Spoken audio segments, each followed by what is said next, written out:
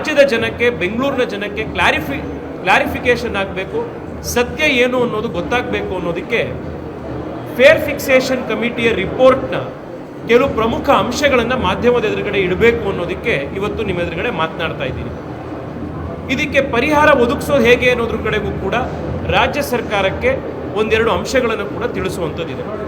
ಮೊದಲನೇದು, ರಾಜ್ಯ ಸರ್ಕಾರ ಫೇರ್ ಫಿಕ್ಸೇಷನ್ ಕಮಿಟಿಯನ್ನು ರಚನೆ ಮಾಡಿ ಅಂತ ಹೇಳಿ ಒಂದಲ್ಲ ಎರಡಲ್ಲ 4 ಬಾರಿ ಕೇಂದ್ರಕ್ಕೆ ಪತ್ರ ಬರೆದ ನಂತರವೇ ಫೇರ್ ಫಿಕ್ಸೇಷನ್ ಕಮಿಟಿಯನ್ನು ರಚನೆ ಮಾಡಿರುವಂಥದ್ದು.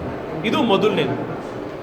ಕೇಂದ್ರ ಸರ್ಕಾರ ತನ್ನಿಷ್ಟಕ್ಕೆ ತಾನೇ ತನಿಗೆ ಬೇಕು ಅನ್ನಿಸಿದಾಗ ಫೇರ್ ಫಿಕ್ಸೇಷನ್ ಕಮಿಟಿಯನ್ನು ರಚನೆ ಮಾಡಿ ಮೆಟ್ರೋ ದರವನ್ನು ಪರಿಷ್ಕರಣೆ ಮಾಡಿರೋದಲ್ಲ.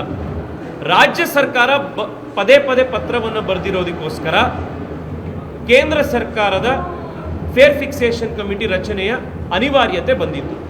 ಎರಡನೇದು, ಮೆಟ್ರೋ BMRCL ಏನಿದೆ ಅದು ರಾಜ್ಯ ಮತ್ತು ಕೇಂದ್ರ ಸರ್ಕಾರದ ಒಂದು ಸ್ಪೆಷಲ್ ಪರ್ಪಸ್ ವೆಹಿಕಲ್, ಒಂದು ಜಾಯಿಂಟ್ ಪ್ರಾಜೆಕ್ಟ್ ಇದೆ. ರಾಜ್ಯ ಮತ್ತು ಕೇಂದ್ರ ಸರ್ಕಾರದ ಮಧ್ಯದಲ್ಲಿ BMRCLನ ಒಂದು MOU ಇದೆ.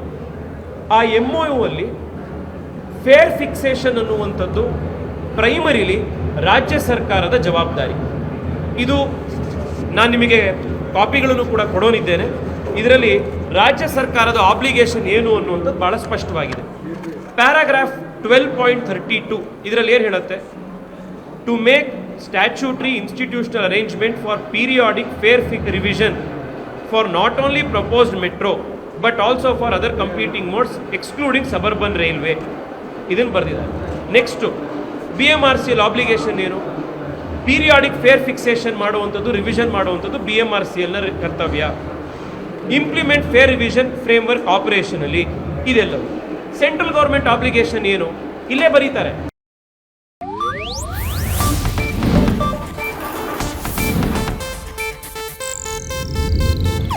ಇದು ಏಷ್ಯಾನೆಟ್ ನ್ಯೂಸ್ ನೆಟ್ವರ್ಕ್ ಪ್ರಸ್ತುತಿ.